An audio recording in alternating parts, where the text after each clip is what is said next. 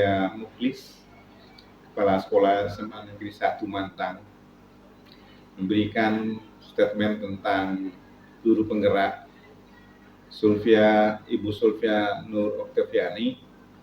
Dalam hal ini saya menjelaskan Ibu Sulfia sudah melakukan apa yang menjadi jawaban daripada pelaksanaan daripada kurikulum Merdeka ini, di mana sebagai seorang guru penggerak, Ibu Sulfia sudah memberikan support kepada kawan-kawan guru yang lain, sudah menjadi teladan dan inspirasi dalam memajukan kualitas pembelajaran yang berpusat kepada siswa.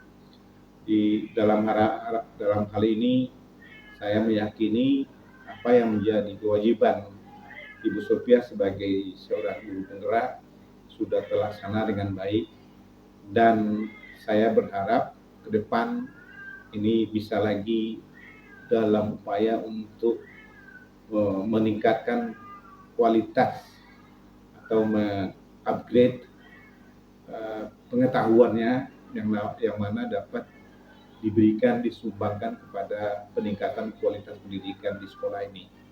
Dan kita semua juga berharap sekolah ini akan berkembang lebih baik dengan adanya guru penggerak dan akan meningkatkan kualitas peserta didik ke depan yang lebih baik lagi.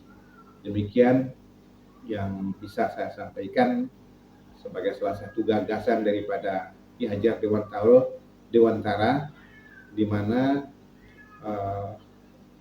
seorang guru penggerak itu menjadi suri tauladan dan memberikan dorongan kepada murid-muridnya. Demikian, terima kasih. Billahi taufiq hidayah. Assalamualaikum warahmatullahi wabarakatuh. Dalam pembelajaran yang dilakukan oleh usia di kelas, pembelajaran berdasarkan keaktifan siswa. Jadi siswa berperan aktif dalam pembelajaran serta usia selalu melakukan pembelajaran yang berorientasikan teknologi. Dengan adanya pembaruan pembelajaran, siswa lebih aktif dan pembelajaran dapat lebih baik. Terima kasih. Wassalamualaikum warahmatullahi wabarakatuh. Assalamualaikum warahmatullahi wabarakatuh. Perkenalkan, nama saya Natasha Dira. Saya berasal dari kelas 11 IPA. Menurut saya, pembelajaran fisika dari Bu Sulfia sudah sangat menyenangkan dan sangat mudah dipahami.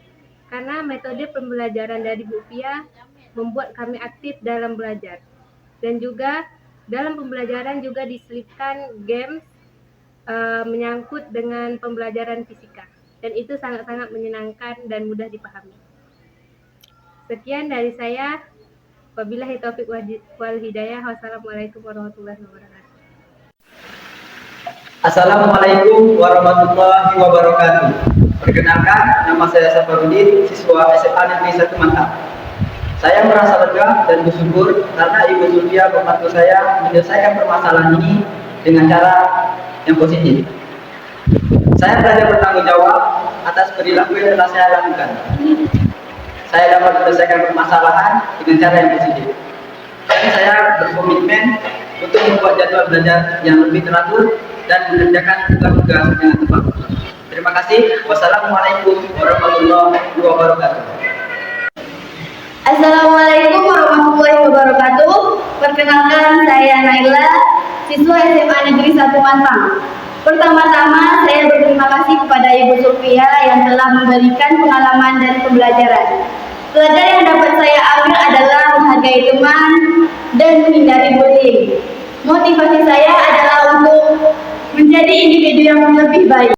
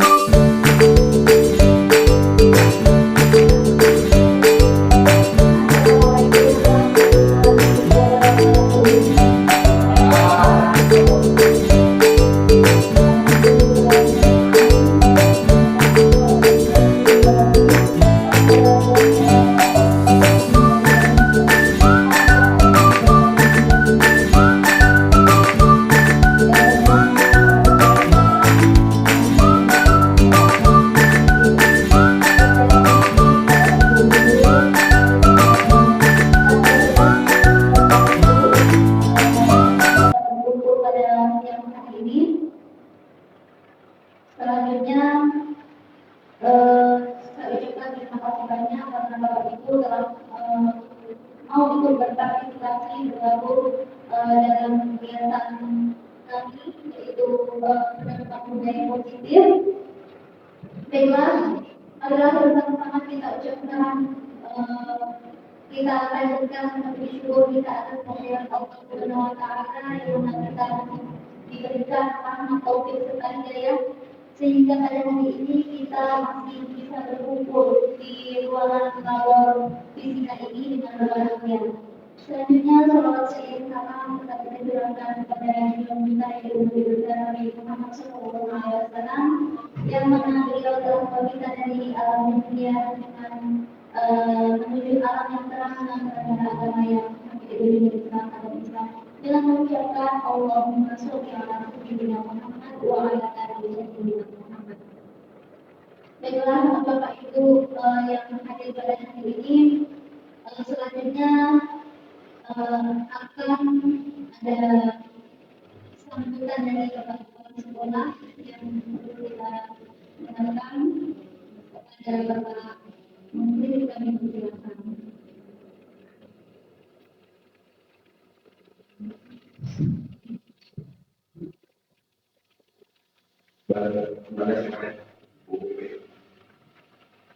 Bapak Ibu yang berbahagia, Assalamualaikum warahmatullahi wabarakatuh. Yang saya hormati Bapak Ibu Kepala Sekolah, yang saya hormati Ibu dari CGP, Ibu Gerak, Ibu Milasari, Ibu Surtiano, Ibu Oktariani, Ibu Wiwi, Hidayati, dan yang saya hormati Bapak Ibu, Majelis Guru yang berbahagia, serta staf tata usaha yang hadir dalam ruangan ini. Puji syukur kita panjatkan kepada Allah Taala, di mana pada hari ini kita berkumpul ini dalam kegiatan yaitu dimensi aksi nyata program pendidikan guru bergerak yang mana dengan tema adalah disiplin positif dan nilai-nilai kebajikan merupakan teori motivasi, hukuman dan penghargaan restitusi. Jadi kegiatan ini kita berharap nanti dapat memberikan suatu hal yang positif bagi kita semua guna untuk mensosialisasikannya kepada siswa kita di sekolah secara umum dan di kelas-kelas menjadi. Dan terutama kita menyampaikan salam kepada diri kita Nabi besar Muhammad SAW, mengucapkan Allah Subhanahu Bapak Ibu hadirin yang berbahagia, terima kasih saya sampaikan kepada tim guru penggerak dalam kegiatan ini saya mengira sangat dapat memberikan banyak manfaat bagi kita untuk menjabarkan daripada kegiatan penumbuhan karakter positif bagi siswa kita secara umum, secara menyeluruh. Dan kita berharap sesuai dengan perkembangan kondisi yang sekarang ini memang perlu kita membudayakan iklim disiplin ya, cara berpikir positif agar anak-anak kita, anak didik kita itu bisa menegakkan disiplin ya, bisa berpikiran yang positif untuk mengembangkan disiplin sekolah kita. Yaitu seperti disiplin positif ini yang mana bisa sebagai perjalanan bagi mereka untuk mereka aktif disiplin dalam mengikuti proses belajar mengajar sehari-hari. Jadi perlunya ini sangat penting sekali karena perubahan kelakuan itu disebabkan oleh faktor eksternal, sehingga ini sangat memberikan efek kepada kualitas pembelajaran daripada siswa kita sendiri. Jadi untuk itu saya mengucapkan terima kasih kepada ibu-ibu DPP yang sudah mengangkat tema ini, dan juga saya mengucapkan terima kasih juga kepada kawan-kawan guru yang sudah hadir di ruangan ini. Kita berharap kegiatan ini dapat berjalan dengan lancar dan memberikan efek yang positif juga bagi pengembangan kompetensi guru untuk lebih baik ke depan dalam rangka meningkatkan kualitas siswa, kualitas sekolah. Demikian saja yang dapat saya sampaikan. Terima kasih. Billahi taufiq wal hidayah. Assalamualaikum warahmatullahi wabarakatuh.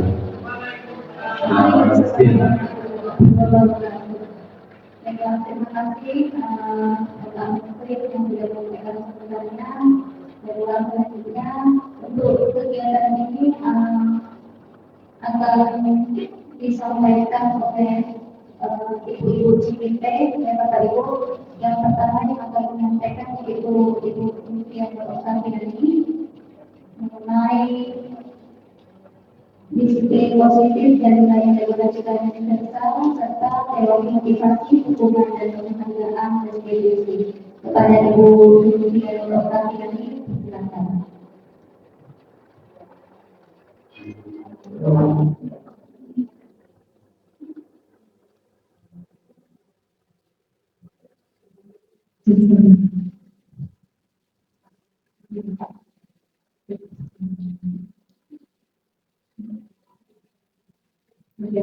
Sebelum saya mulai diseminasi kegiatan ini, izinkan saya untuk berpaksa Bapak Ibu. Pulau Lantang, Kabupaten Bintan. Kalau Melayu, mana gitu? Ulangi. Pulau Lantang, Kabupaten Bintan. Tradisi Mario saya terkenal. Salam diaturkan dengan lisan, pertanda membuka awal bicara.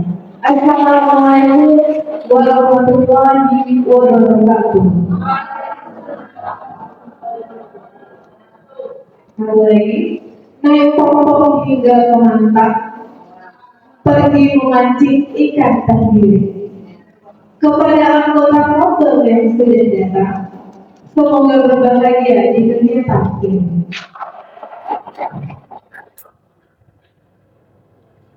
Baik Bapak Ibu, untuk kegiatan komunitas belajar pada kesempatan kali ini, saya mengajak Bapak Ibu untuk tergabung di ruangan ini menyaksikan diseminasi dari kami para CGP Angkatan 10 Kabupaten Bintan Provinsi Kepulauan Riau yang akan menyampaikan tentang apa yang sudah kami pelajari melalui pendidikan guru penggerak, terutama khususnya kepada modul budaya positif atau disiplin positif. Baik Bapak Ibu, ini merupakan terobosan baru. Hal lebih baiknya ini juga bisa kita terapkan di pembelajaran kita di kelas. Jadi sebelum kita memulai pembelajaran, kita buat dulu namanya kalau kita kenal dulu kontrak belajar, atau sekarang tuh yang trennya kesepakatan kelas atau keyakinan kelas. Nah begitu juga dengan komunitas belajar kita hari ini. Baik Bapak Ibu, kita menyepakati semuanya ya, karena namanya kesepakatan berarti tidak kesepakatan dari Sulfia saja, tapi dari kita semua para peserta yang hadir pada hari ini. Bapak Ibu bisa kira-kira penuh semangat dalam mengikuti kegiatan hari ini? Silakan ya, harus semangat mengikuti kegiatan ini. Yang kedua, kita nantinya mungkin diminta berdiskusi atau partisipasinya menuangkan pendapat, bisa kira-kira untuk aktif berdiskusi. Oke, terima kasih.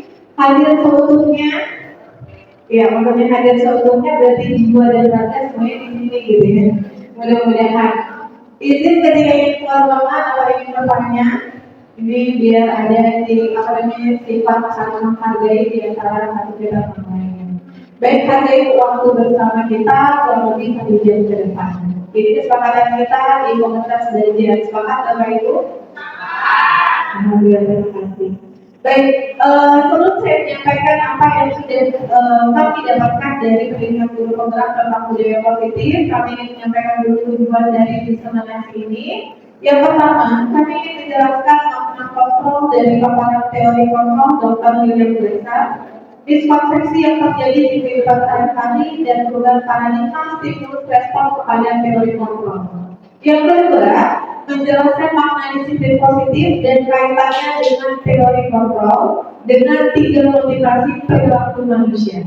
Yang ketiga, menjelaskannya pentingnya memilih dan menentukan nilai-nilai kebajikan yang akan diyakini dan disepakati oleh seluruh warga sekolah sehingga kelak tercipta sebuah budaya positif. Yang keempat, menjelaskan dan menganalisis teori motivasi dan motivasi intrinsik. Dan yang kelima, menjelaskan konsep hukuman dan penghargaan dan konsep pendekatan restitusi. Baik Bapak Ibu, sebelum kita mulai, saya ingin bertanya dulu kepada Bapak Ibu, stigma atau paradigma atau pemikiran kita pada saat ini terkait apa yang sudah kita lakukan dalam pembelajaran. Nah, yang pertama, kira-kira Bapak Ibu setuju atau tidak? Kalau setuju kenapa? Kalau tidak kenapa? Saya mohon nanti curahan pendapatnya. Yang pertama, hukuman dapat mendisiplinkan anak. Hukuman dapat mendisiplinkan anak. Bapak Ibu setuju atau sepakat dengan pernyataan ini? Oke, berarti pengalaman setuju. Yang lain bagaimana? Ada yang tidak. Oke. Ada yang setuju kira-kira yang mau berpendapat siapa yang kira-kira? Beri mau apa?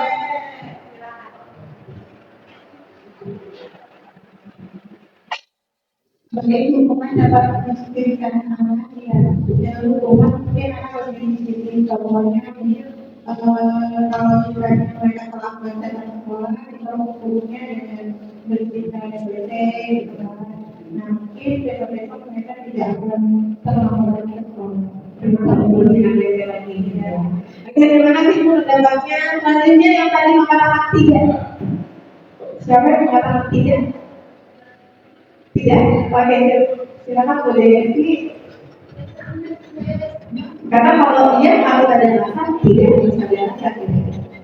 Terima kasih Bu ya. Sebelumnya saya mengatakan kenapa tidak, karena praktek di lapangannya ini kan tiket ya Bu ya. Jadi karena suatu waktu anak itu telat, siap dan pas ada sekolah terus dikasih hukuman bersih. Nah besoknya terdengar ucapan ada tak apa dan besok pagi bersih gitu Bu. Jadi tak timbul apa rasa enak itu tak ada. Iya, oke. Itu malah suka ditutup lagi besoknya. Iya. Baik, terima kasih Bu Eni dan Bu Desi atas pendapatnya. Jadi ini pandangan kita di awal. Saya pun juga begitu. Terkadang saya mengatakan setuju, terkadang juga saya mengatakan tidak, gitu ya. Sebelum mempelajari modul ini. Nah, nanti kita akan bahas sebenarnya itu seperti apa. Yang kedua, pemberian hukuman dengan hal positif seperti membaca atau membersihkan halaman sekolah dapat meningkatkan disiplin anak. Setuju atau tidak, Bapak Ibu? Setuju atau tidak? Ini kayaknya tadi sudah diulas dengan pernyataan Bu Desi tadi ya. Jadi setuju atau tidak? Setuju. Oh ya, masih ada yang tidak dan masih ada yang setuju ya. Itu pandangan yang berbeda. Oke, kita lanjut yang ketiga. Memberi penghargaan dapat meningkatkan motivasi belajar anak. Setuju atau tidak? Ada yang menyatakan tidak? Oke, ini setuju, boleh juga berpendapat? Iya. Dan terima kasih maka saya harus setuju seperti anak dalam belajar ya, meningkatkan motivasi anak dalam belajar dapat memberi perhatian juga kepada anak yang selamat. Iya, terima kasih Bunda. Selanjutnya yang tidak setuju tadi Bu Lini, silakan Bu Lini. Baik, terima kasih. Assalamualaikum warahmatullahi wabarakatuh. Terima kasih atas kesempatannya. Dalam hal ini saya menyatakan tidak setuju adalah karena pertama kita melihat dari karakter anak tersebut dahulu, kemudian kita melihat dari pengalaman yang sudah saya berikan. Ketika anak diberikan soal, lalu mereka menjawab, nah terus kita kasihkan penghargaan dalam bentuk materi atau apa saja pujian, mereka bisa dikatakan ada yang mau dan termotivasi untuk belajar berikutnya, tetapi ada yang menganggap itu kan cuma sekedar hari itu saja, besoknya aku tahu juga guru itu kan masih gitu. Kemudian kita pun mengejar pembelajaran yang lebih pun mereka pun tidak terlihat nampak motivasinya. Karena apa? Mereka hanya terpicu oleh karena penghargaan saja. Kalau ada penghargaan, sudah itu saja. Mungkin kita tidak. Terima kasih Bu Lini. Terima kasih Bu Lini. Benar yang dikatakan Bu Sulfiati, terkadang penghargaan memang bisa meningkatkan motivasi belajar anak. Contoh anak yang ranking pertama dulu masih ada sistem ranking ya. Semester depan harus meningkatkannya lagi karena mau dapat piala, mau dapat sertifikat dan sebagainya. Tapi terkadang benar juga yang dikatakan Bu Lini, mereka jadi ketergantungan terhadap penghargaan itu, Bapak Ibu. Nah, ini yang kita akan bahas nantinya. Next, Ibu.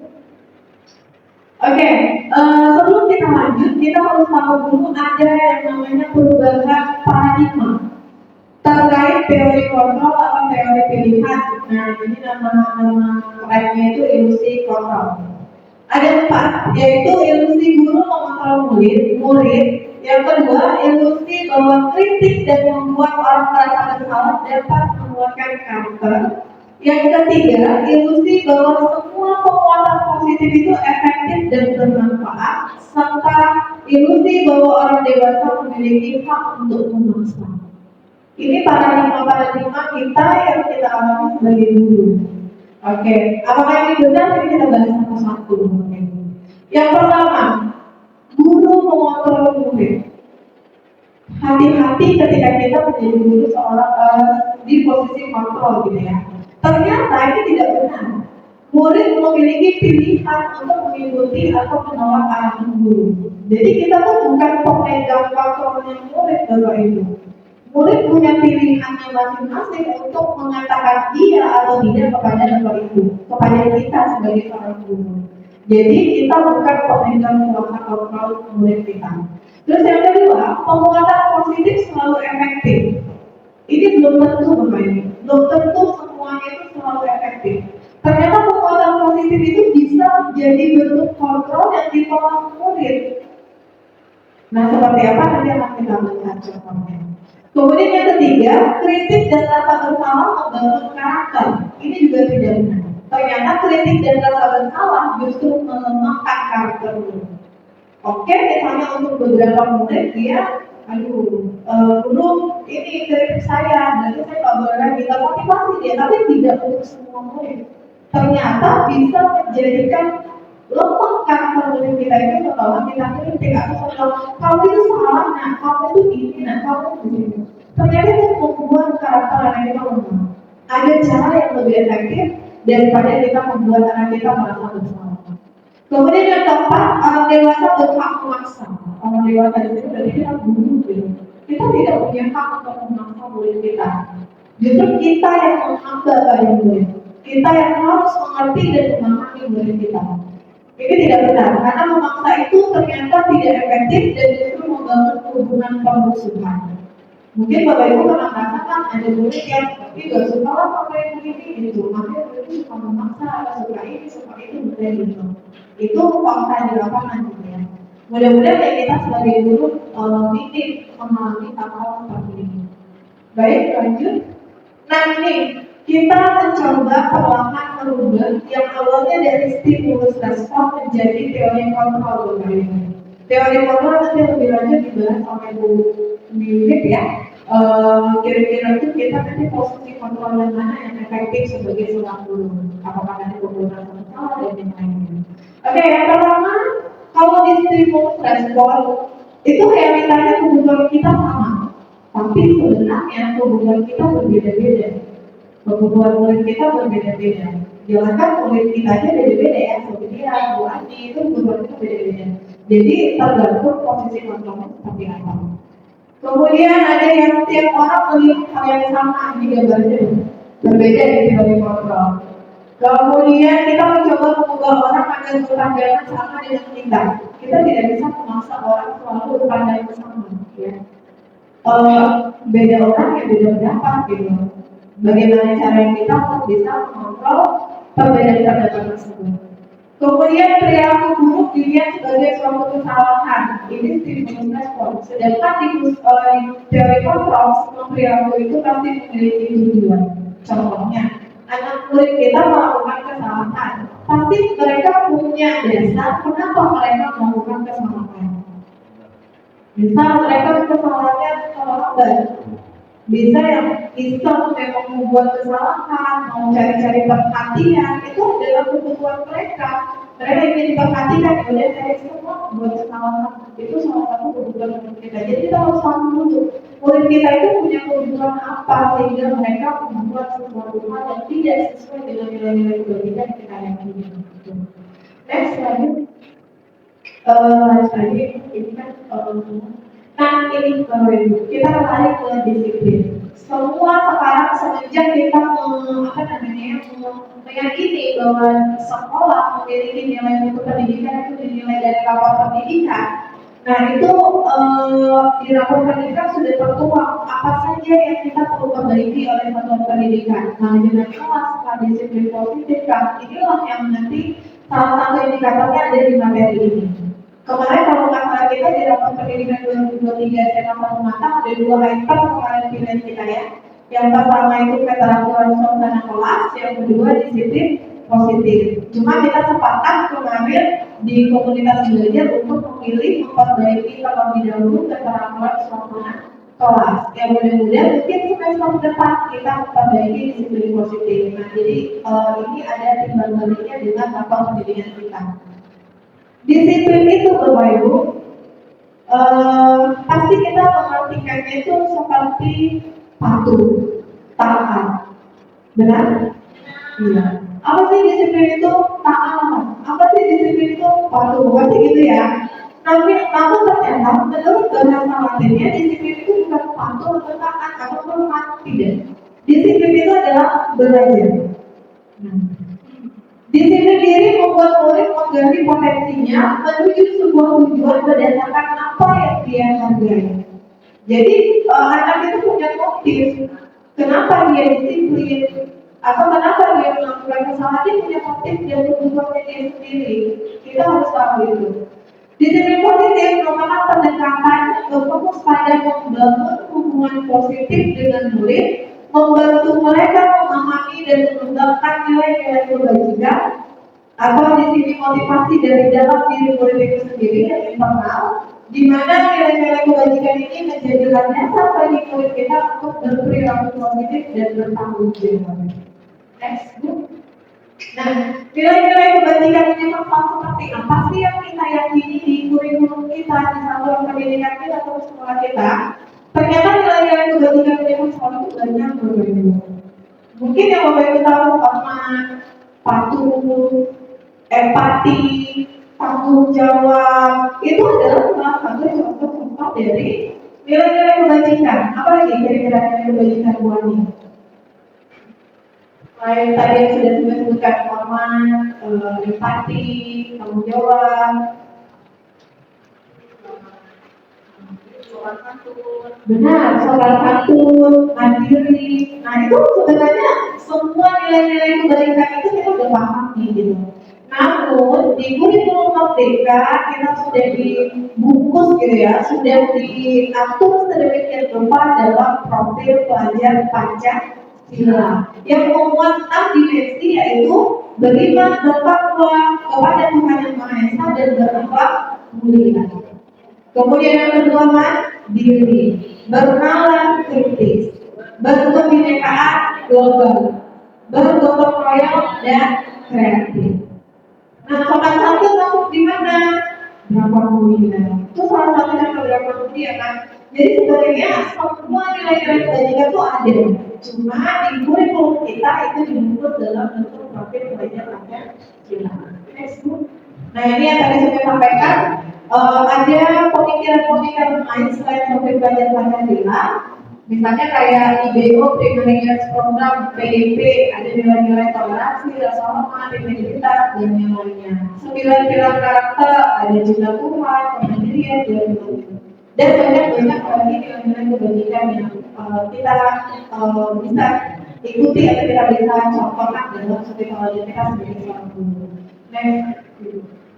Nah, selanjutnya saya masuk ke teori motivasi Bapak Ibu. Sebelum saya masuk, saya mau bertanya dulu. Ayo kita telaah sama pertanyaannya ya. Pernahkah Bapak atau Ibu melakukan sesuatu untuk mendapatkan senyuman dari orang lain? Pernah? Pasti pernah ya. Itu gimana ya caranya biar orang itu tersenyum sama kita? Benar?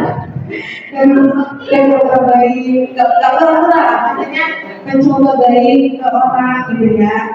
Yang kadang untuk menarik perhatian orang kepadanya. Next, untuk mendapatkan hadiah. Pernah kan? Iya, mau dapat itu gitu. Oke, untuk mendapatkan uang. Apalagi gara-gara orang untuk melakukan sesuatu.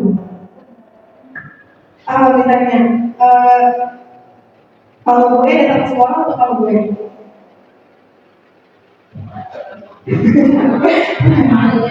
salah satu yang menjadinya untuk mendapatkan uang juga ya, dari keluarga gitu. Nah, terkadang kita melakukan sesuatu tuh karena kita menghindari rasa sakit atau ketidaknyamanan kita. Benar nggak teman-teman? Adalah demi dia, demi orang tua, demi anak kita, gitu ya. Gak apa-apa kita yang sakit, yang penting anak kita bahagia. Benar nggak? Apalagi yang udah ibu-ibu ngomong ada pengalaman gitu ya. Kalau dia kan anaknya masih kecil, mungkin belum terlalu euforia ke sana gitu. Belum itu, ya.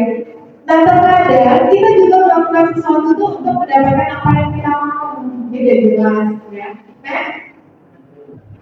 Nah, sekarang ini sebelum mau tanya pendapat Bapak Ibu ya, seandainya nih di sekolah kita tidak ada peraturan yang mengharuskan guru datang tepat waktu dan tidak ada surat teguran nih dari Pak Menteri sebagai kepala sekolah dari kita yang terlambat, apakah Bapak Ibu akan tetap datang tepat waktu untuk mengajar murid-murid? Iya. Yakin? Benar?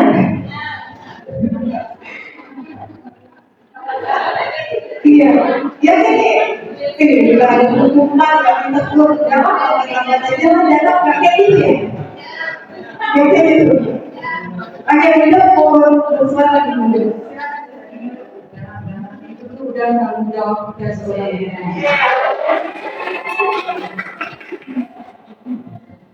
Benar, benar mengatakan ini sudah tanggung jawab kita sebagai seorang guru. Secara tidak langsung, kalau memang Bapak Ibu meyakini ini, alhamdulillah Pak, pegawai Bapak semuanya kalau tidak ada peraturan pasti dapat waktu, tanpa ada teguran dan sebagainya tetap dalam waktu. Tapi kalau kita berangkat sama-sama itu baru betul. Oke, secara tidak langsung, Bapak Ibu sebenarnya sudah meyakini diri Bapak Ibu sebagai orang yang disiplin. Setiap hari sudah yakin sudah menjadi kebiasaan harus dalam sekolah. Nah, itulah yang disebut motivasi melakukan sesuatu karena diri sendiri atau motivasi internal. Nah, ini yang mau kita tekankan kepada murid-murid kita Bapak Ibu. Jangan sampai murid-murid kita melakukan sesuatu datang ke sekolah karena mau ketemu Bu Sufi ya, Bu Sufi kasih penghargaan hari ini. Jangan sampai kayak gitu. nggak mau datang ke sekolah, mau terlambat aja karena nanti dapat hukuman nggak belajar di kelas seperti tadi kata Bu Dewi suka dia dihukum seperti. Jangan sampai motivasi anak murid kita datang ke sekolah, belajar di sekolah itu karena penghargaan atau karena hukuman. Ini yang mau kita hindari di budaya positif. Next book.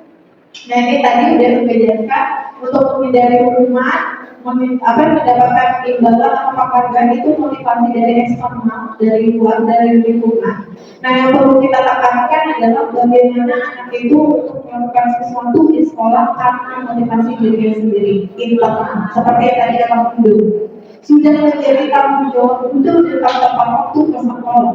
Artinya itu sudah motivasi diri Bunda untuk disiplin. Baik Bapak Ibu, dengan meminimalisir hukuman dan penghargaan itu mudah-mudahan kita bisa menciptakan murid kita yang lebih mandiri dan bertanggung jawab. Next aja Ibu. Oke, nanti kita diskusi sama-sama ya.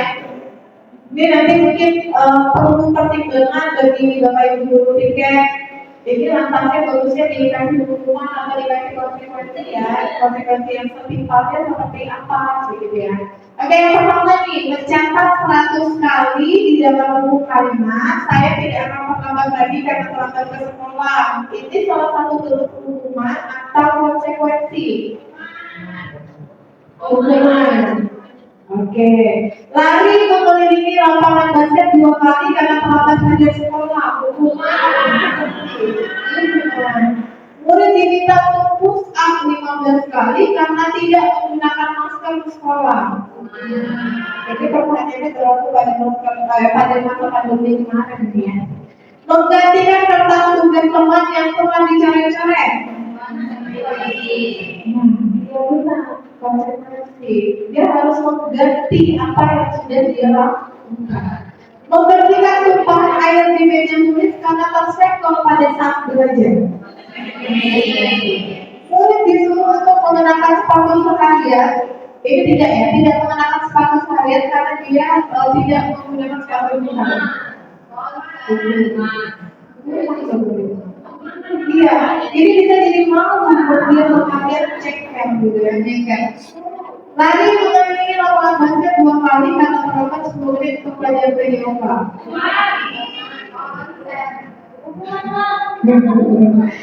Ini dipelajari kaji yoga Bapak Ibu.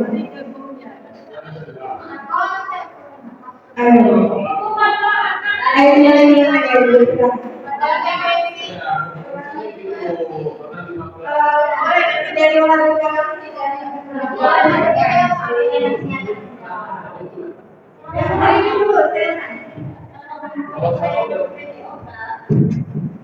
baik, kalau menurut saya itu adalah hukuman karena kata disuruh lagi dengan lapangan basket 2 kali, kenapa 1 kali saja? Kalau itu disebutkan sebagai konsekuensi. Ini 2 kali berarti perintah, oke? Ya. Boleh ke dalam buku olahraga.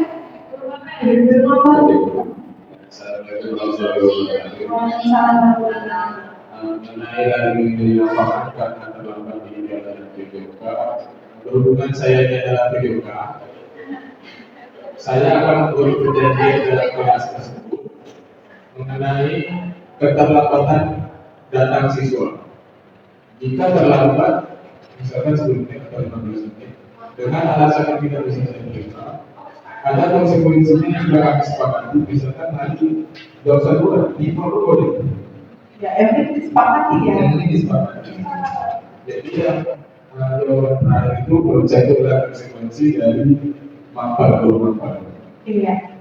Kalau hukuman itu adalah tidak keseluruhan. Oke. Terima kasih. Terima kasih karena memberikan kesempatan untuk guru PJJ kita sekalian. Iya. Sebenarnya kalau materi ini tidak disampaikan lebih terpukul kita. Udah banget kesepakatan dari orangnya. Sebelum pelajaran dimulai akan di awal semester, Pak Dana udah buat kesepakatan kalau anak-anak terlambat, ya motivasinya harus lari gitu. Berarti ini boleh dikatakan konsekuensi, gitu ya. Next, nah itu jawabannya. Benar ya, konsekuensi ya teman-teman. Oke, Bu, next idea. Nah, ini tujuannya mungkin untuk kedepannya guru piket mungkin bisa memberikan konsekuensi yang lebih ada hubungannya dengan apa yang sudah dia perbuat gitu ya. Kalau tadi kata Bu Desi suka dia kalau terlambat dihukum Pak bersih-bersih, nah dia tak pernah masuk kelas Pak dari pelajaran. Nah berarti itu tidak setimpal konsekuensi yang mungkin bisa diganti dengan apa? Boleh kita diskusikan melalui bagian bersiswaan, guru BK dan lain-lain. Oke, baik Bapak Ibu, ini untuk penghargaan. Next Bu. Nah, ternyata tadi kan kita bahas hukuman, sekarang penghargaan. Penghargaan itu tidak selamanya efektif. Yang pertama, jika kita selalu menggunakan penghargaan, anak bisa menjadi terganggu. Tidak ada lagi penghargaan, maka dia terputus motivasi dia untuk melakukan sesuatu itu. Benar tadi yang dikatakan Bu ini. Jadi hati-hati ketika menggunakan penghargaan. Boleh, bukan tidak boleh, tetapi jangan terlalu sering. Hati-hati kalau menjadi motivasi anak gitu. Karena Bu Sufi itu selalu memberikan penghargaan ketika pembelajaran. Saya harus belajar dan penghargaan. Salah motivasinya. Oke, yang kedua, ternyata penghargaan itu dapat merusak hubungan. Kok bisa ya? Bisa Bapak Ibu. Ternyata penghargaan yang kita berikan kepada murid kita itu bisa merusak hubungan kita dengan murid yang lainnya yang tidak mendapatkan penghargaan. Maka saling saingkan. Kalau itu tak perhatikan saya, itu memperhatikan dia gitu. Dia lagi gitu. Ternyata itu menghukum anak. Maksudnya jadi membuat anak itu terpukul dan rusaklah hubungan. Anak ini jadi udah nggak terlalu respect dengan guru tersebut. Itu kalau penghargaannya terlalu berlebihan. Yang ini tadi penghargaan mungkin sudah dijelaskan juga, bagian tidak mendapatkan pasti dia merasa tertekan, terpukul, merasa dia dihukum dengan tidak mendapatkan penghargaan. Nah ternyata dari penghargaan hukuman ada pendekatan yang ini baru kami pelajari dan mungkin bisa kita terapkan Pak Ramfi di kesiswaan, di guru BK, wali kelas, yaitu pendekatan restitusi. Di mana pendekatan restitusi ini nanti akan dijelaskan oleh Bu Widasari. Intinya dia tidak menyalahkan murid, tapi dia menstabilkan identitas murid untuk memperbaiki lagi apa yang sudah dilakukan atau kesalahan yang dia lakukan.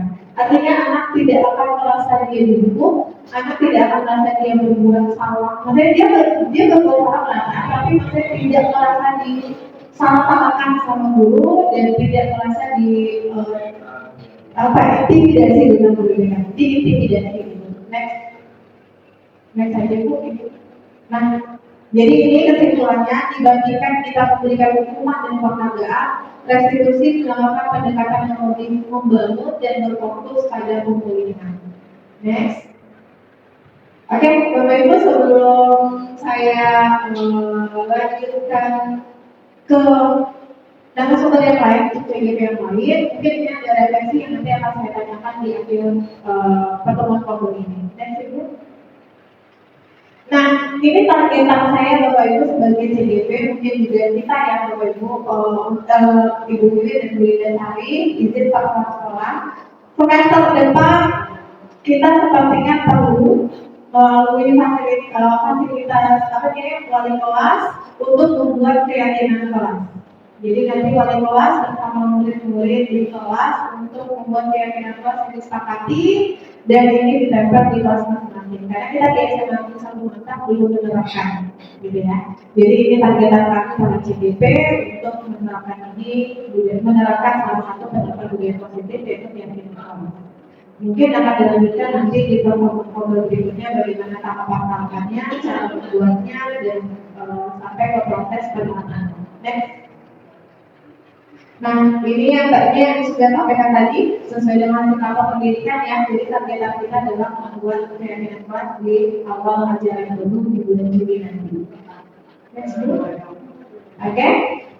Sekian dari saya, Bapak Ibu. Ini quotes dari saya. Guru yang baik adalah pembawa perubahan, menciptakan budaya positif di sekolah untuk masa depannya. Terima kasih Bapak Ibu atas perhatiannya. Saya akan kembali yang berikutnya. Baiklah, terima kasih Bu Sofia sudah memaparkan materinya mengenai budaya positif.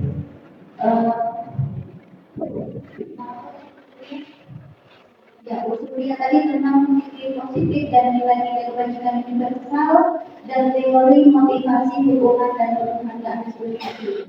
Lalu kali ini saya akan melanjutkan disertasi saya budaya positif, yaitu judulnya keyakinan kelas serta hubungan dasar manusia dan dunia berkualitas. Baiklah Bapak Ibu, masih semangat ya Bapak Ibu? Baiklah, boleh ya nanti kita reading sebentar. Readingnya sedikit saja. Tepuk semangat, semangat. Sekali lagi ya. Ya, itu saja. Tepuk semangat,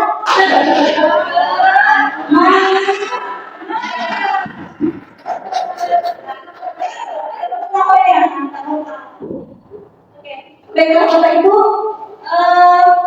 mengenai keyakinan kelas, boleh next Bu? Ya, keyakinan kelas. Saya akan menyampaikan sedikit mengenai keyakinan kelas ini. Mengapa tidak peraturan saja? Lalu mengapa harus keyakinan kelas? Jadi Bapak Ibu, peraturan dan keyakinan kelas itu apakah sama? Peraturan dan keyakinan kelas menurut Bapak Ibu itu apakah sama? Berbeda ya Bapak Ibu. Jadi yang namanya peraturan itu yang sudah ditetapkan, yang sudah disepakati oleh seluruh warga sekolah. Ya. Lalu keyakinan kelas itu biasanya itu terjadi pada nilai intrinsik seseorang ya yang sudah meyakini, dan itu bisa disepakati untuk di sebuah kelas. Ya, jadi kesepakatan bersama di suatu ruangan kelas. Jadi peraturan dan keyakinan kelas itu berbeda. Nah, di situ ada pertanyaan, mengapa kita memiliki peraturan harus menggunakan helm bila mengendarai kendaraan roda 2?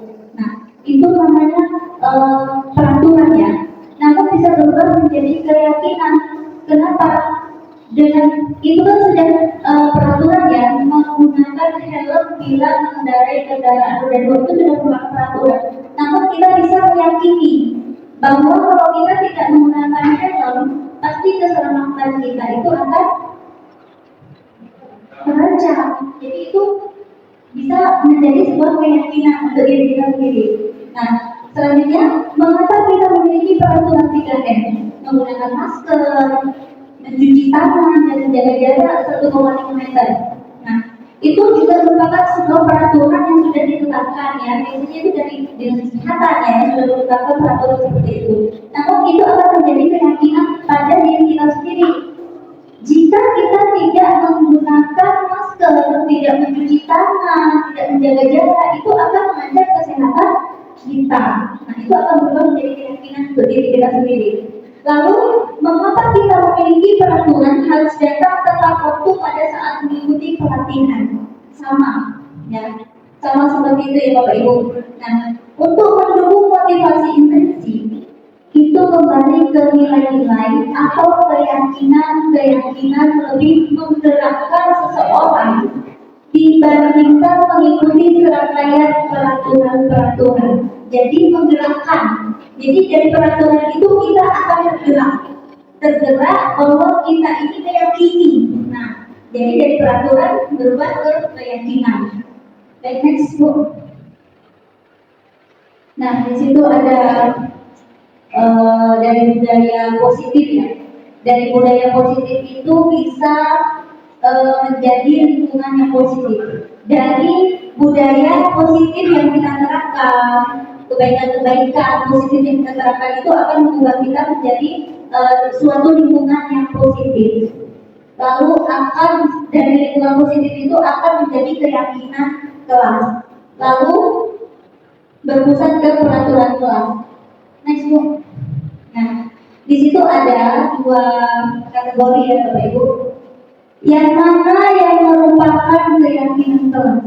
Mengapa? Nah, di sebelah kiri, sebelah kanan, ya di sebelah kiri itu ada kesepakatan kelas yaitu datang tepat waktu, mengucapkan salam, lalu menjaga kebersihan sekolah, berdoa sebelum dan sesudah kegiatan, lalu aktif dalam pembelajaran dan tertib. Nah itu di situ kesepakatan kelas ya. Lalu di sebelah kanannya itu juga kesepakatan kelas. Kami guru dan murid yang saling menyayangi. Kami murid yang semangat belajar. Kami murid yang peduli dengan teman-teman. Nah, menurut Bapak Ibu, di situ mana yang lebih ke keyakinan kelas? Itu kan ada dua-duanya kesepakatan. Mana yang lebih ke keyakinan kelas? Sebelah kiri atau sebelah kanan? Sebelah kanan. Sebelah kanan. Alasannya kenapa Bu? Ada yang bisa memberikan alasan kenapa keyakinan kelas itu di sebelah kanan? Siapa yang bisa memberikan alasan? Mohon dibantu. Karena dari terima kasih kalau menurut saya, karena dari kata-kata itu ada kami, guru dan murid, berarti bersama-sama lebih bagus set kanan. Terima kasih Ibu Adriani. Soalnya dulu. Ya. Jadi menurut Ibu Adriani yang merupakan keyakinan kelas itu di sebelah kanan karena di situ ada kalimat kami guru dan murid yang saling menyayangi. Nah, sebenarnya untuk keyakinan kelas itu di situ ada kalimatnya saling menyayangi. Ya, saling menyayangi itu timbulnya dari siapa? Dari diri sendiri, ya. Jadi bukan merupakan sebuah peraturan, ya. Ya, peraturan itu kesepakatan sudah ditentukan, ditetapkan, dan kita harus tegakkan, kita harus jalankan. Dari situ saling menyayangi itu munculnya dari intrinsik dari diri kita sendiri. Lalu ada kami murid yang semangat belajar. Semangat itu munculnya dari siapa? Dari diri sendiri, ya. Dari diri sendiri kita kalau sudah memiliki rasa semangat, kita akan siap untuk belajar. Lalu ada kami murid yang peduli dengan teman-teman. Nah, jadi berbeda ya Bapak Ibu kesepakatan kelas dengan keyakinan kelas. Baiklah, next. Nah, di situ ada tabel T dan tabel Y. Kegiatan pendalaman keyakinan kelas pada tabel T dan tabel Y. Nah, di situ ada kalimat hormat di tabel Y ya, hormat. Hormat itu di situ ada 3, yaitu terdengar, terlihat, dan berperilaku. Ya, terdengar. Dari kata hormat, terdengar itu seperti apa, Bapak Ibu? Kalimatnya terdengar. Satu orang berbicara, yuk saya bantu. Ya, itu lebih terdengar ke rasa hormat, ya, menghormati. Kita bisa selesaikan ini bersama-sama. Nah, jadi kita itu membicarakannya dengan rasa hormat, ya. Terus tolong ya, permisi. Nah, itu lebih ke terdengar hormat ya. Kita terdengar seperti hormat gitu, menghormati. Lalu terlihat, kata hormat yang terlihat itu seperti apa Bapak Ibu? Berempati terhadap perasaan orang lain, ya.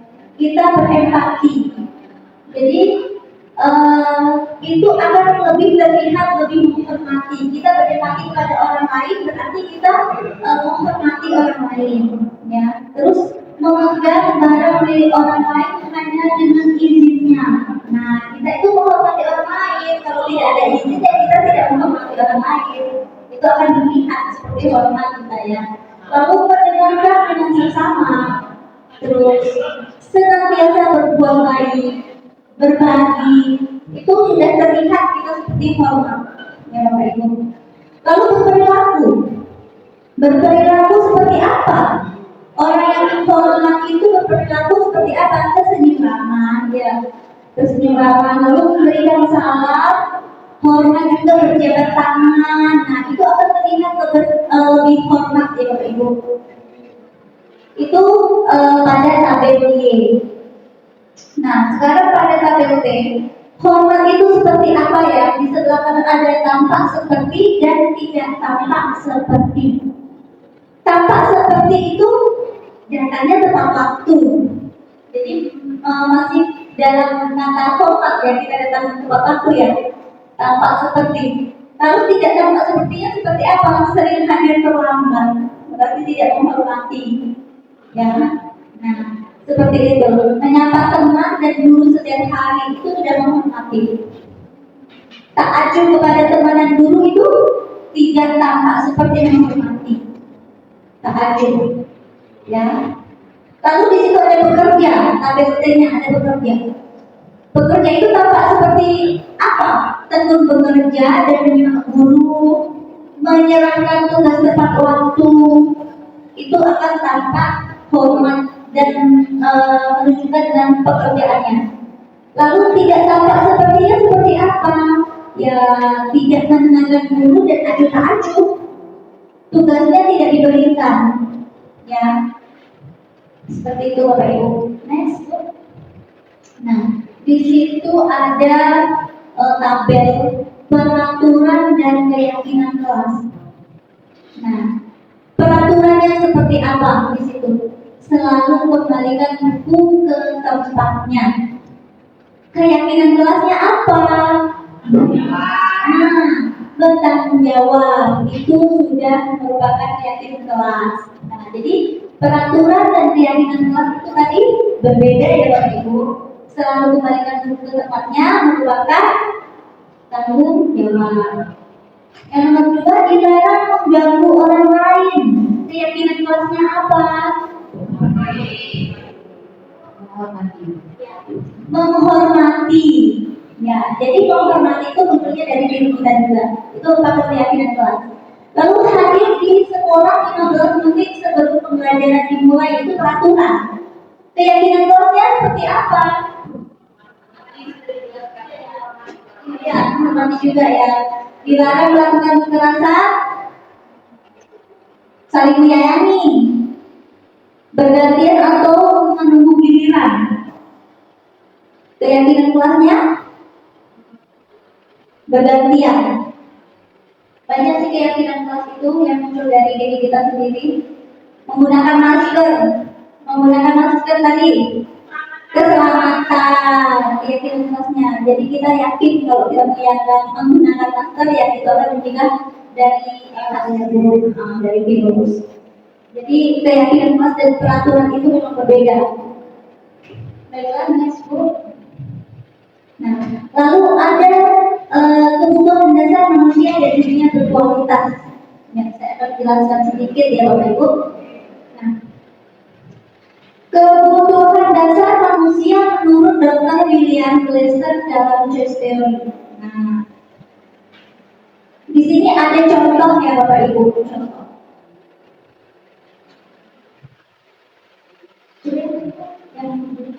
Dengan mempelajari dan memahami konsep kebutuhan dasar manusia, kita dapat mengembangkan empati dan pengertian yang lebih dalam terhadap kebutuhan dasar orang lain di sekitar kita. Hal ini memungkinkan kita untuk menjadi lebih peka terhadap kebutuhan orang lain dan memberikan dukungan yang sesuai.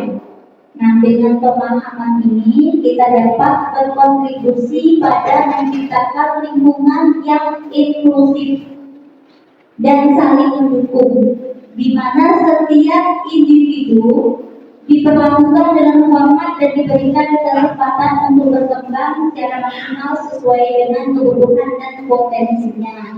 Ya, ada contohnya Bapak Ibu di sini mengenai kegiatan Ibu Ambar ya. Ya. Ibu Ambar itu guru wali kelas 2A di SD Pelita Hati. sedang bingung menghadapi ulah salah satu murid di kelasnya, yaitu si Doni. Beberapa anak di kelas 2A telah datang kepadanya dan mengeluhkan Doni yang seringkali meminta bekal makan siang mereka dengan paksa. Jika Anda menghadapi situasi seperti Ibu Ambar, apa yang akan Anda lakukan? Menurut Anda nih, kira-kira apa alasan Doni melakukan hal itu? Ya. Next, Bu. Nah, itu merujuk pada situasi yang sedang dihadapi Ibu Ambar di atas itu dalam konteks penegakan disiplin positifnya Ibu Ambar sebaiknya mencari apa?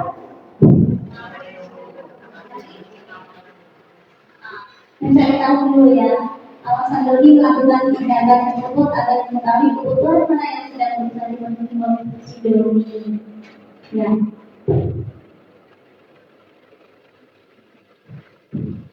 Kebutuhan dasar manusia.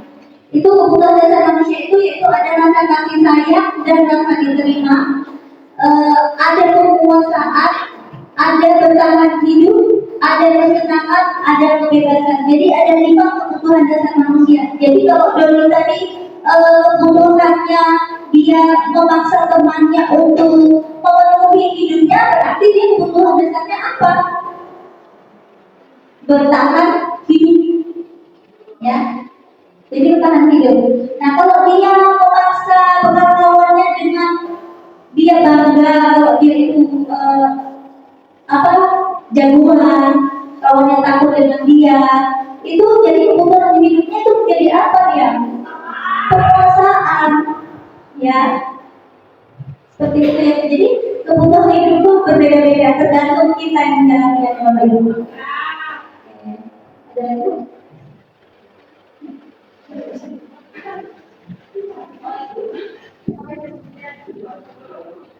Oke, baiklah Bapak Ibu, itu saja yang dapat saya sampaikan. Terima kasih atas perhatiannya. Selanjutnya akan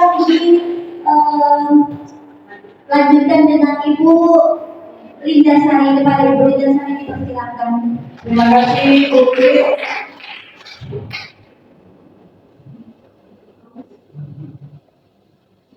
Bapak Ibu semangat. Apa kabar? Tadi sudah beberapa hal yang sudah disampaikan oleh rekan CGP kita, yaitu Bu Sulfia dan Bu Wiwin. Sekarang giliran saya, nggak banyak-banyak Bapak Ibu. Mungkin perlu sedikit ya, biar nggak ngantuk. Sudah nggak ada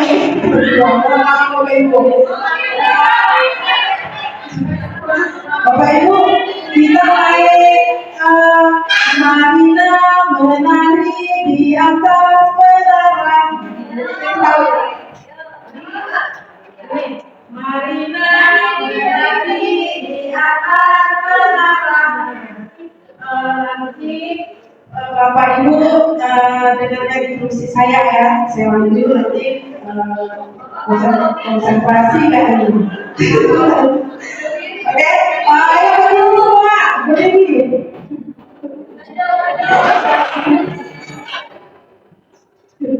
Oke, kita mulai Bapak Ibu.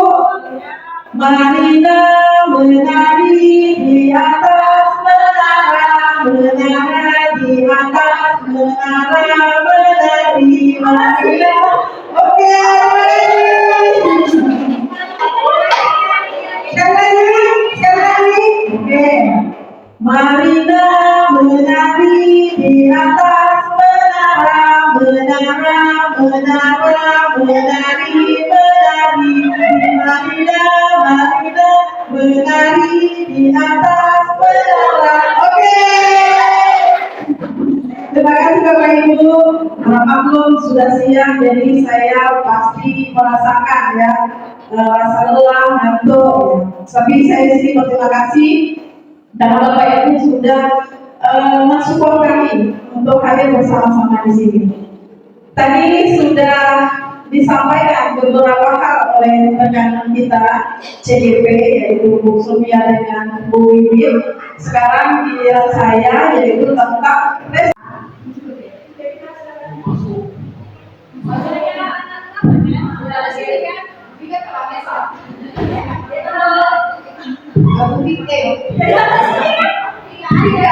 tinggal dari mana nak?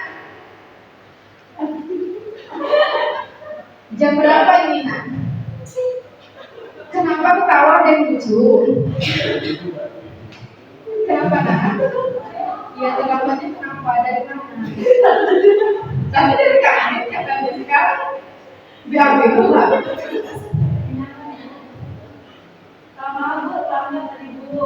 Terlambatnya kenapa nak? Motornya besar. Sekarang jam berapa?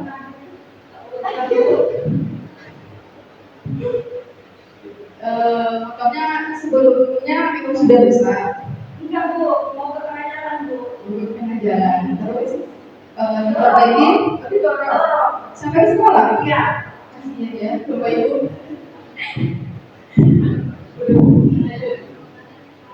Lanjut sampai dia masuk. Iya. Mau kemana? Tiga. Sudah kok. Saya sudah masuk dulu. Belum kan? Bisa diceritakan Tika kenapa motornya bisa mundur? Tadi di sekolah itu jalan nanti motor Ibu dorong dari mama sampai ke situ Bu. Yang bisa apa? Minta ya wes. Bukan bisa itu namanya kan? Motor mogok. Motor biasa Bu. Selanjutnya gimana cara pembelajaran? Apakah boleh masuk siswanya atau gimana? Karena pembelajaran kita sudah memulai, kita boleh guru bisikan dulu.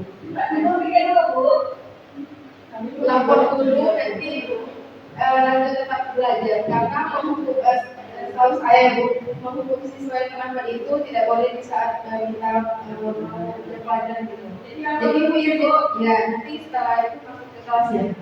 Terima kasih.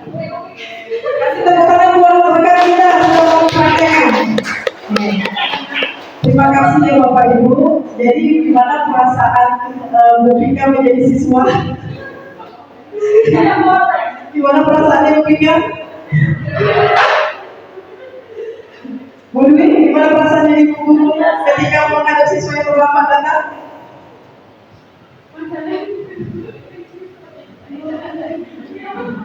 Nah, baik Bapak Ibu, sekarang kita belajar tentang restitusi. Jadi kita perlu menganalisa tentang restitusi ini sebagai kita seorang guru. Jadi dari cerita alur tadi, siswa yang terlambat, kemudian cara gurunya menanganinya, kira-kira kalau kita masuk ke restitusi 5 posisi kontrol yang dikembangkan oleh Diana Kosen ini, kira-kira Bu Dwi ini masuknya kategori mana?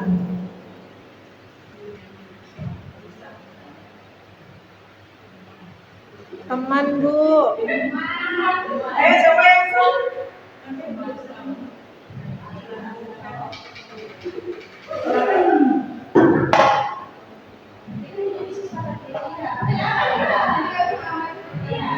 ada yang bisa ini memberi apa namanya yang dilakukan oleh Bu Dwi tadi?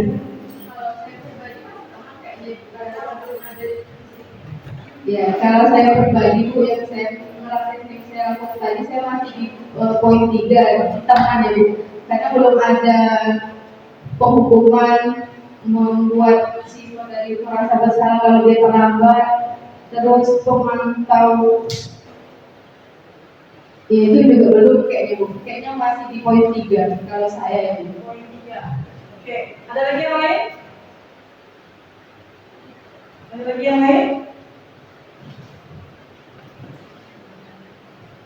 Nah, kalau kita lihat dari restitusi ini, kalau penghukum tadi berarti tidak ya, berarti Bu Dwi sudah memberi kesempatan. Karena di sini mengontrol perilaku dengan ancaman atau ketakutan. Ada nggak Bu Dwi tadi mengancam?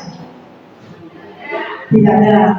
Kemudian peluang rasa bersalah, untuk membangkitkan rasa bersalah yang mendorong individu untuk memperbaiki perilaku mereka. Ada tidak? Ada nggak yang disampaikan? Tidak. Kemudian teman, untuk mempengaruhi perilaku dengan cara yang positif dan membangun hubungan yang baik. Ada, oke, teman tadi ya. Kemudian sebagai pemantau, untuk memastikan bahwa individu mematuhi aturan. Ada yang disampaikan? Itu perlu nggak disampaikan? Terakhir, manajer, untuk menciptakan lingkungan yang mendukung dan mendorong sebagai pemimpin yang menginspirasi dan memberikan contoh positif bagi siswa. Bisa tidak Bu Dwi itu dikatakan posisi kontrol yang posisi manajer? Kenapa? Alasannya dulu, Bu Sari. Karena beliau perlu memberikan contoh yang positif untuk mendorong siswa itu dapat menginspirasi yang buruk.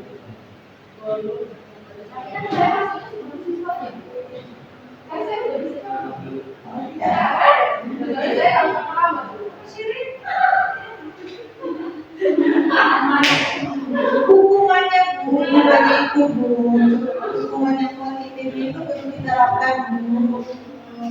Jadi itu yang perlu jadi. Oke. Terima kasih Bu Selini. Berarti kalau Bu Selini hukuman itu Bu belum nampak. Sekarang pertanyaannya, apakah hukuman itu harus ada? Kalau tidak, bagaimana cara kita mengajar itu gitu? Ya. Berarti kan posisi kontrol itu kan memang betul pada diri kita, efeknya keren, masa kesabaran gitu ya. Jangan kita garang betul, kamu sini, apa kita nampak garang betul kan?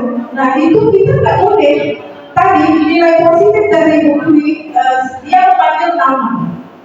Kemarin yang kami dapat dari fasilitator kami mengatakan ketika kita berhadapan sama siswa, kita itu mendekatkan diri kita itu harus dengan nama.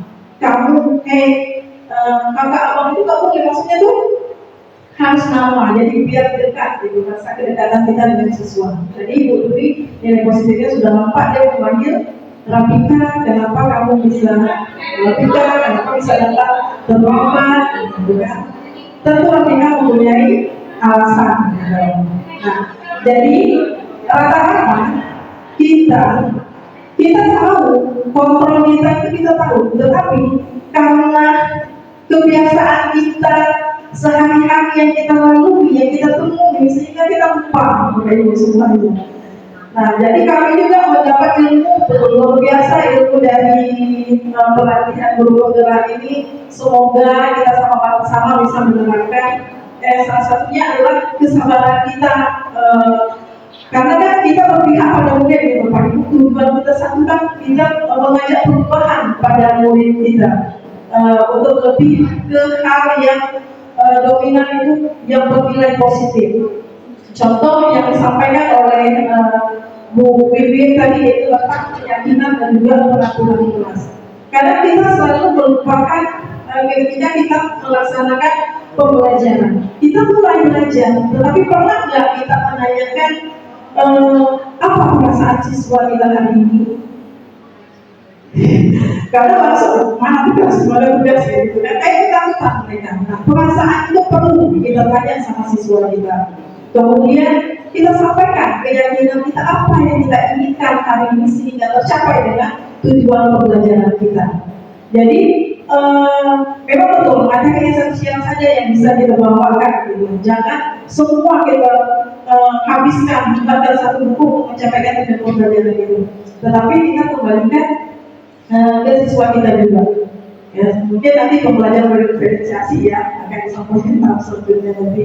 Nah, jadi Bapak Ibu, saya mohon bersama-sama kita melaksanakan 5 posisi kontrol kita ini. Salah satunya adalah manajer.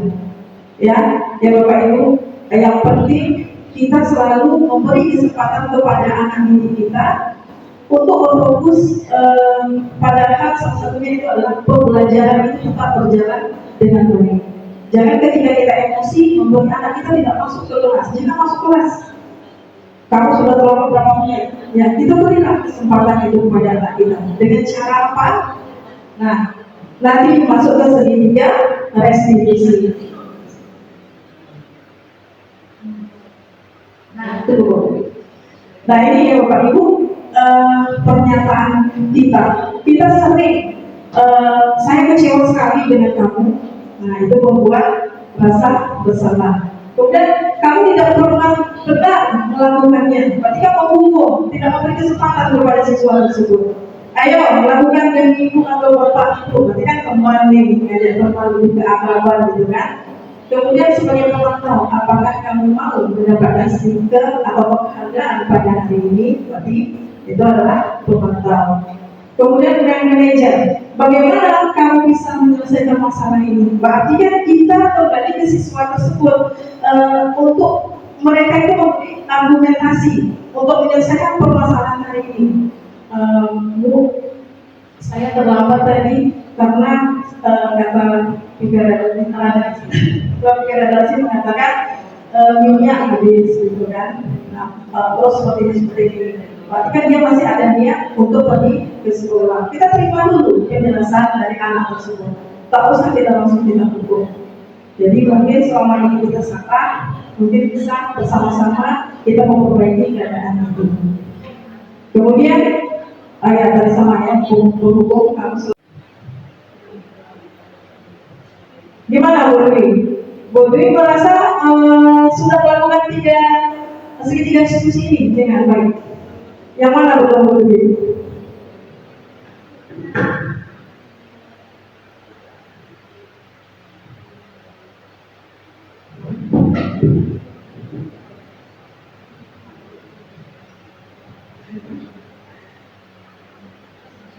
Dalam segitiga diskusi itu kan ada menstabilkan identitas. Tadi kayak apa tadi menstabilkan identitas itu seperti apa? Kemudian validasi kebutuhan atau tindakan yang salah. Kemudian baru meyakinkan keyakinan kelas. Kira-kira yang Ibu lakukan itu apakah sudah termasuk segitiga diskusi Bapak Ibu semua? Dimana Bu Andi kira-kira sudah diceritakan tidak dalam segitiga diskusi ini?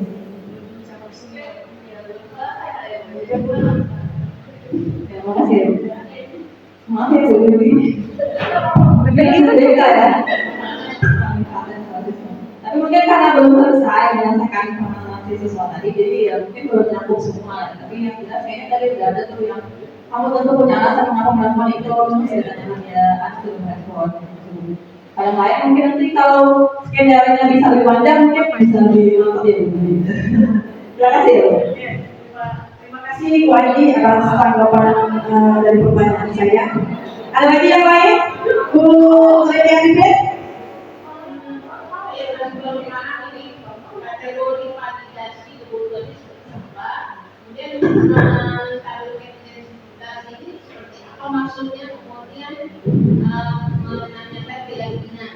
Tapi pada dasarnya keyakinan sudah paham. Tapi yang kedua ini itu konteksnya seperti apa di dalam apa tadi yang skenario tadi ya Bu ya.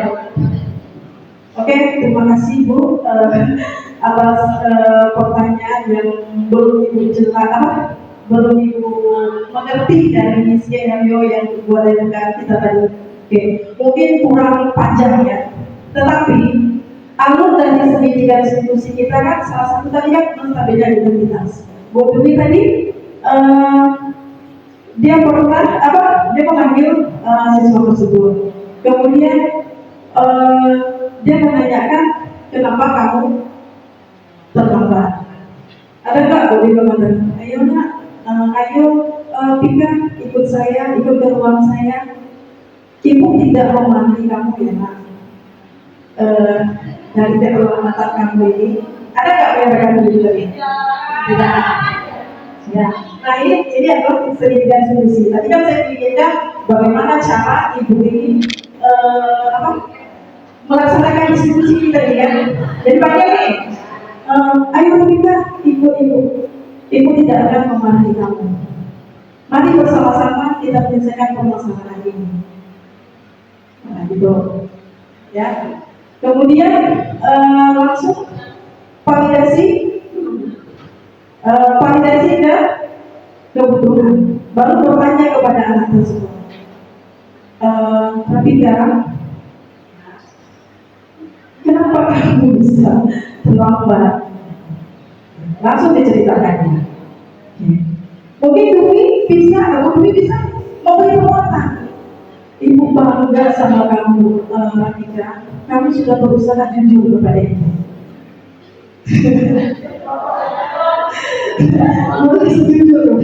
jujur mengakui kesalahan itu. Tapi, Rabika dari sini, kamu ingat tidak tentang keyakinan kelas kita? Berarti menanyakan keyakinan kelas atau menanyakan keyakinan sekolah kita. Masih ingat tidak keyakinan kelas atau keyakinan sekolah yang pernah kita sepakati? Kalau kita menjawab, ingat Bu, salah satunya harus tepat waktu, harus tepat waktu datang. Jangan kami sebagai siswa tepat waktu mengikuti pembelajaran. Karena kan kalau kita jangan atau tidak ya Bapak Ibu. Dan keyakinan kelas. Betul-betul dari hati kita bersama kita membuat kesepakatan tersebut. Nah, kira-kira ini sudah tersampaikan atau tidak? Belum. Terus Bu Dwi juga mengatakan dari kejadian ini, besok jika kamu sudah selesai dari SMA ini, tentu kamu mempunyai cita-cita. Berarti kan kayak penguatan anak ini untuk ke depannya seperti apa gitu kan? Jadi kamu cerita lagi sama Dwi. Iya Bu, saya punya cita-cita ingin menjadi orang sukses. Nah, menjadi orang sukses itu kan kita salah satunya disiplin gitu. Jadi seperti itu. Nah, itu membuat penguatan kita sama anak tersebut. Tetapi Bapak Ibu, sebelum materi ini disampaikan kami juga belum paham gitu kan. Tapi dengan hal ini, mari kita bersama-sama memberi motivasi kepada anak didik kita tadi. Salah satunya itu kedekatan kita, Ibu itu peduli sama saya. Jadi nanti dia akan berkata apa? Terima kasih Ibu sudah mengingatkan saya tentang keyakinan sekolah atau keyakinan kelas. Bu, saya tidak akan mengulanginya lagi ya Bu. Jika saya mengulangi lagi itu, nanti kan dia mau balik lagi ke keyakinan kelas dengan buku ini gitu. Nah, kita jarang sekali loh Bapak Ibu melihat anak kita seperti ini. Karena kenapa? Kita mungkin sama-sama tidak paham gitu kan. Jadi kita menganggap anak kita awalnya kali anak itu tak pernah mendengar sikap saya gitu. Karena itu tadi cara kita menanganinya. Jadi di bawah di sini ya Bapak Ibu, marilah kita bersama-sama dengan hal kecil ini. Karena tujuan kita itu adalah berpihak pada murid. Ya, untuk jadi apa anak kita ke depan besok? Ya, salah satunya adalah karakter. Jika kita bersama-sama membentuk dan merubah hal ini, saya yakin walaupun nggak 100%, adalah 75% itu akan dilaksanakan atau dilakukan dengan baik oleh anak kita. Tetapi kita harus bergerak ketika kita membuat peraturan. Kita sama-sama menjalankan. Jangan si A membuat peraturan, kemudian si B memudahkan peraturan sehingga tidak sejalan dengan yang kita inginkan. Nah, salah satunya adalah kita kembalikan juga visi kita. Ingin apa visi kita? Kita kan ingin sekolah, mewujudkan karakter tadi, berdaya saing, berbudaya lingkungan. Nah, jadi setiap hari kita harus mengingatkan kepada murid-murid kita. Ya, salah satunya adalah tunjuk perilaku kita. Kalau bukan dari perilaku kita mencontohkan hal tersebut, anak menganggap guru aja selalu dengan hal itu, tidak memberi nasihat sama saya, tidak memberi instruksi dengan saya setiap hari. Ya, jadi macam kita membaca intro gitu ya, kayak membaca berulang-ulang kayak gitu. Jadi memberi nasihat itu ya berulang-ulang lah kepada siswa kita, ya, supaya tujuan itu tercapai. Oke Bu, next Bu. Jadi dalam menstabilkan identitas, guru berkata bahwa saling itu hal yang manusiawi. Tidak ada manusia yang sempurna, Bapak Ibu juga buat salah. Kita pasti bisa menyelesaikan permasalahan ini. Bapak atau Ibu tidak tertarik untuk mencari tahu siapa yang benar, siapa yang salah. Bapak Ibu lebih tertarik untuk menyelesaikan masalah ini. Kalau kamu menyalahkan dirimu sendiri terus-menerus, apakah kamu bersikap baik pada dirimu sendiri? Nah, ini salah satu menstabilkan identitas. Next book. Oke, tadi saya sudah menjelaskan kemudian dari validasi tindakan yang salah tadi. Berarti kan kita menanyakan kesalahan anak dulu, dia menjelaskan, baru kita terapkan ke keyakinan kelas atau keyakinan sekolah yang pernah kita buat bersama-sama untuk anak itu mengingat gitu.